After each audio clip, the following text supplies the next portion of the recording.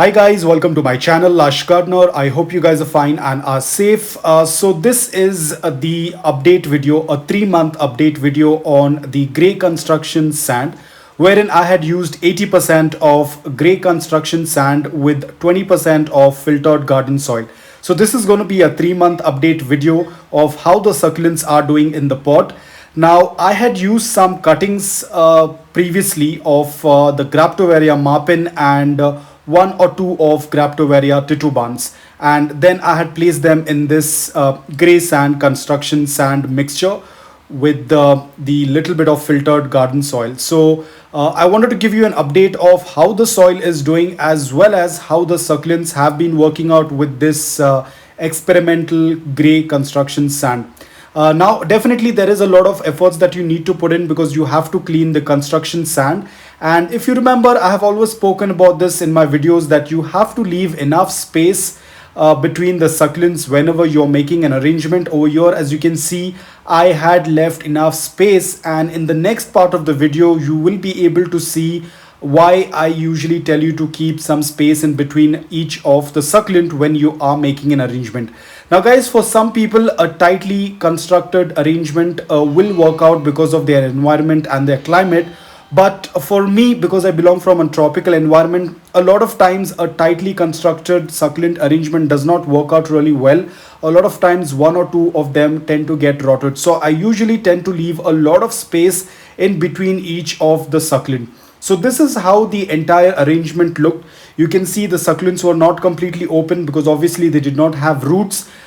They were slightly dehydrated, so I kind of knew that they would be opening up because they are Graptoveria marpin and Graptoveria titubans, which means that they tend to grow horizontally. They will spread wide as in when they tend to grow, and once they get hydrated, they tend to open up. So the next clip you will be seeing is an update video. So this is how the pot looks after exactly 3 months. You can see the plants are doing extremely well in the grey construction sand. The plants have grown very beautifully. I have added another addition of my Graptoveria olivia, which I will soon repot it. I had just added it because I was not getting space, and I just put it over there. But you can see the pot is looking absolutely beautiful. That's the sand, that's the grey construction sand mixed with filtered garden soil. And this is my papercrete pot. You can see it has the color slight brown because I've added some the garden soil, the fine dust that I had from the garden soil. I added it to the papercrete, so it gave a very light brown color. But you can see the papercrete pot is also doing amazing.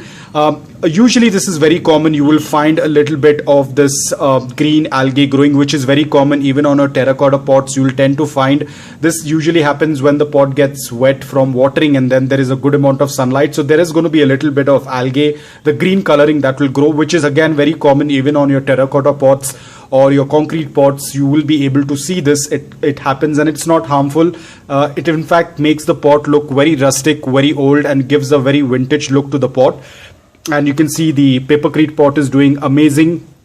It's been 3 months. In fact, the pot is old, but I made this arrangement 3 months back. But you can see the pot is doing extremely well. And this is how the succulents are. You can see this is the reason why I always say leave some space. Now this is the reason why I say always leave some space in between. You've seen, I'll put the image on the screen. You will be able to see on the right hand side how much of space and how small the succulents were. And now on the left hand side you can see how it currently looks like. You can see they are kind of crushing each other. They have grown quite huge. They are pushing each other. You can see they are kind of getting tangled, the leaves. So you can see you need to give a good amount of space for them to grow, because these succulents, they tend to grow horizontally or they tend to grow wide. So that's why they tend to push each other. Because these are very fast growing succulents, these are my Graptoveria marpins. That's why I have always said that this is one of the most easiest succulent and tends to grow really fast. So you can see within 3 months they are doing extremely well. So they tend to grow really fast. Ideally succulents do not grow that fast, but this is one of the variety that tends to grow really fast. So if you are a beginner, if you are looking out for a succulent that tends to grow very fast, then Graptoveria marpin is your answer. You can add this in your collection. Again, I'm not very sure whether I want to repot it because it looks very pretty. I don't see that they are in a very bad condition. Yes, they're getting a little bit congested. So probably I might just take 1 or 2 out of it, but I'm going to leave the rest of it as it is because I do not want to repot the entire thing. Probably the ones that are very close to the edge, I will take them out, and I'm going to leave the one in the center as it is. And probably I can add small little pups here and there, but I do not want to completely take out all of the succulents. Probably the ones that are very close to the edge, or if they are getting little congested, I might take them out. But again, I'm not very sure right now. I'm just going to leave them as it is because the pot is doing quite well. Not much of an issue because a lot of people are able to collect this from the construction site. So in case if you don't have any other option and this is your last option, you can see it does quite well.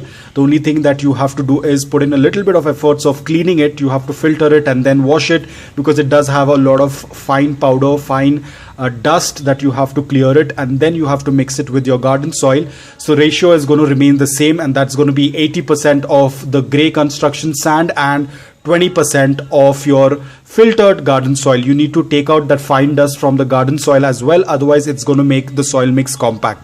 So that's all about it. If you are planning to use the grey construction soil, please go ahead. It is amazing thing. My succulents are doing extremely well. Even the Graptoveria olivia that I had added maybe a month back, even that is doing extremely well. The soil is very porous, very loose, and tends to dry out fast because it has a high percentage of the grey sand. So the soil also tends to dry fast. Apart from that, my papercrete pot will do the remaining of pulling out all the excess moisture. So this pot is doing extremely well. All of the succulents are doing well. So if you are planning to get the grey sand, then just follow the entire process. I'll put the link in the description below how to use grey sand, and probably then you can try and use it for your succulents. So guys, I hope that this video was helpful to you. If it was, please hit the like button. If you're new to my channel, please consider subscribing to it. Until then, take care, stay safe, and keep propagating.